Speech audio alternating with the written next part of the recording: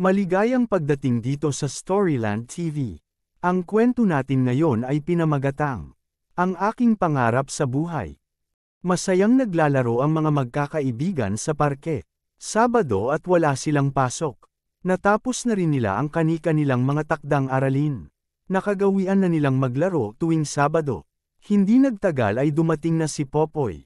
Masayang masaya ito at dala niya ang kanyang bagong laruan.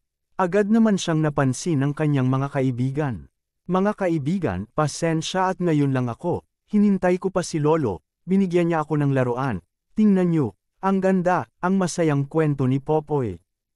Gusto ko maging piloto, balang araw magiging piloto ako. Gusto kong magpalipad ng eroplano, at magpunta sa iba't ibang lugar. Ang tito ko ay isang piloto, at iniidolo ko siya. Nagpapalipad siya ng maliliit at malalaking eroplano. Paalala sa akin ni Lolo, mag-aral akong mabuti at balang araw makakamit ko ang aking pangarap. Ang tawag sa akin ni Lolo ay, Popoy Piloto. Ang masayang pagkwento ni Popoy sa kanyang mga kaibigan. At tuluyang pinalipad ni Popoy ang laruan niyang eroplano. Wow! Maganda yan Popoy, meron kaming kaibigan na piloto. At mula ngayon tatawagin na kitang Popoy Piloto, ang nakangiting sabi ni Natnat. Kung pangarap mong maging piloto, ako pangarap kong maging isang astronaut. Gusto kong mag-explore ng outer space. Gusto kong makita ang mga bituin at planeta ng malapitan. Ang mga astronaut ay naglalakbay sa kalawakan at pinag-aaralan nila ito ng mabuti. Gusto kong maglakbay sa buwan at Mars. Ang masayang sabi ni Natnat sa mga kaibigan. Ang galing naman Natnat, balang araw meron na kaming mga kaibigan na piloto at isang astronaut.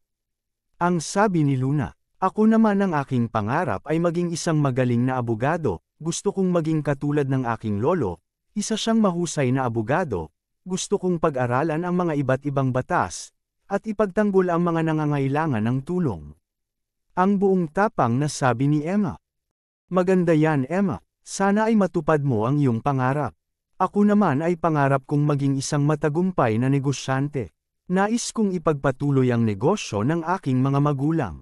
At nais ko ding magkaroon ng iba't iba pang mga negosyo pagdating ng araw. Nakikita ko kung paano kagaling na negosyante ang aking mga magulang.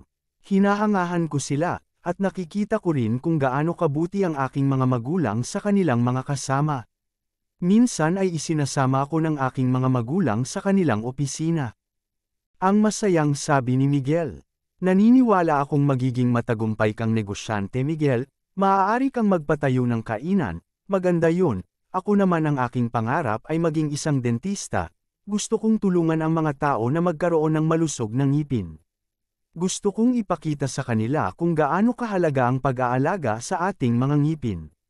Gusto kong mag-check up ng mga ngipin, magbigay ng mga payo kung paano alagaan ang ngipin, at tumulong sa mga tao na mawala ang kanilang takot sa dentista. At higit sa lahat gusto kong ako ang maging dentista nyo pagdating ng araw, ang nakangiting sabi ni Maria. Masayang masaya ang mga magkakaibigan dahil nalaman nila ang pangarap ng bawat isa. Nagulat naman sila nang biglang may pumalakpak. Magaling mga bata, sana ay matupad nyo lahat ng mga pinapangarap nyo sa buhay, pagbutihin nyo ang inyong pag-aaral. Sa ngayon, ay kailangan nyo nang umuwi at baka kanina pa kayo hinahanap sa inyo. Sumabay na kayo sa akin. Ang sabi ng kanilang ate Helen. Sumang-ayon naman ang mga bata sa kanilang ate Helen, na pagpasyahan nilang oras na para umuwi. At dyan na nagtatapos ang ating kwentong may pamagat na, ang aking pangarap sa buhay, hanggang sa muli.